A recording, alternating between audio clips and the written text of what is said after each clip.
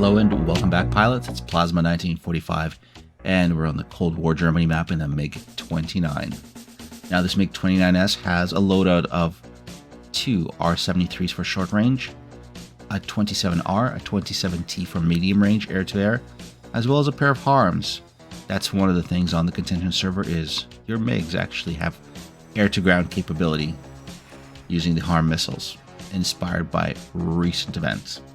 Meanwhile, we are taking off, and I'll give you some cinematic shots as I bust down the runway. Remember, in the Mig-29, you need to trim the stick a bit back, deploy your flaps, and the airplane will almost take off on its own. Just make sure to wait that your horizontal stabilizer, the damper, is turned on, then you won't get that odd bouncing. And here it is active, and now we're going to go look for a target.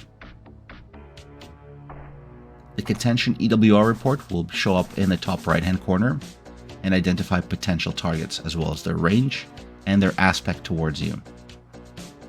In this case, our target is a hostile F-18. We can see him listed in the EWR report at 25 nautical miles away, about 50 kilometers, and looks like he is flowing from left to right, so he's flanking right. 25 nautical miles is a perfect intercept range for a Mig-29, which is designed for short-range intercepts. But we will pick up a little bit of altitude here just to be a bit more fuel efficient.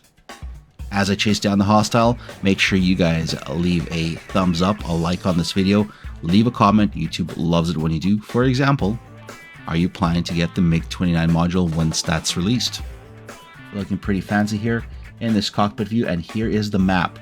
Now, I was able to turn this on after the fact to give you guys an idea, because usually you won't see the actual enemy aircraft on the Contention server, but there's the F-18 heading south towards his own airbase. And here's a zoomed in version of the EWR report. As you can see, the enemies are listed from closest to farthest, and their bearing is basically the direction you need to turn in to intercept them. Meanwhile, the Hornet is cruising along. He's down to a couple of sidewinders. Looks like he's coming back for an air-to-ground mission. But the aircraft of Soviet Union will be chasing him down nonetheless. It's very important for when flying in a server like Contention. If you have data link, use it. And if you have the ability to get a bogey dope report, make sure you pay attention to it. I've dropped the fuel tank. I can see the tiny dot of the F-18 on the nose. I turn on the radar, but I'm not going to lock him, just to confirm that he's there. I've gone back to TP on the HUD, which basically means I'm back in the electro-optical mode, looking for heat signatures. And we finally have a lock at a range of just over 10 nautical miles. So about 18 kilometers. I have a rear aspect lock on his heat signature. Now the F-18 is descending down towards his own airbase, coming back from a mission. I can tell on the F-10 map that's where he's going. Although I can't see his plane, I know the direction he's flying in and the location of him on my HUD. So I can figure out, yeah, that's where he's probably going, and that's why he's descending. Because I haven't locked him and I haven't fired a missile on him. But I do need to get his attention. Because if he gets within his SAM coverage, there won't be much I can do. Weapon override, and I fire Fox 1. Right now, the inside of the cockpit of that F-18 is loud, with the alarms and a spike from my plane going off. I need him to react and to start maneuvering before he can get within his SAM range, and that's what he does. He starts a right-hand turn. As he does, this helps me close in on him more. We're waiting for authorization on our R-73s, Fox 2. That was at max range. Pop some flares as we stay on at 6 o'clock. The enemy hostile is doing a right-hand turn. The arrow on the left side of the HUD is within the no-escape range, now within 4 kilometers. We get a nice clean hit. We only have a few missiles. I can see missiles exploding all around him. Fox 2 again. And there's a splash. Let's hop and take a look what it looked like from his plane. I'm off of his right shoulder there. First missile explodes behind him, and then the second R-73 Archer finds its mark. Splash 1, we don't allow capitalists to return back to their imperialist base.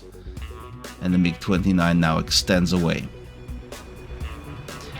Now the important thing there, and that we'll also see in the attack view, is get the attention of the enemy, don't let him get into his own SAM coverage, and of course stay in electro-optical if you're able to close distance. So literally silently stalking him. Or maybe the pilot was just happy after doing his air-to-ground attack and wasn't paying attention to his RWR data link or the bra calls, which everybody gets. So here's attack view. I'm in red, the hostile is in blue. It looks like, there you go, he just dropped a bomb and now he's doing an RTB. The line between our airplanes shows the distance between us, that's the bottom number, 31 kilometers, as well as the closing distance in kilometers per hour, which basically means that I'm closing towards him at, say, 200 or 300 kilometers an hour. As he accelerates and I don't, the number decreases. As I accelerate further and he slows down, the number increases. So here, as I pass in within about 11 kilometers, I fire a Fox 1. It has no chance of catching him because he is still flying, and the 27R does not have a booster, but once we're close enough, Fox 2, it doesn't hit him because he pops flares, and the second missile takes him out. And there you have it, pilots. Hopefully you've enjoyed that flight, and I'll see you on the Contention server. Plasma 1945.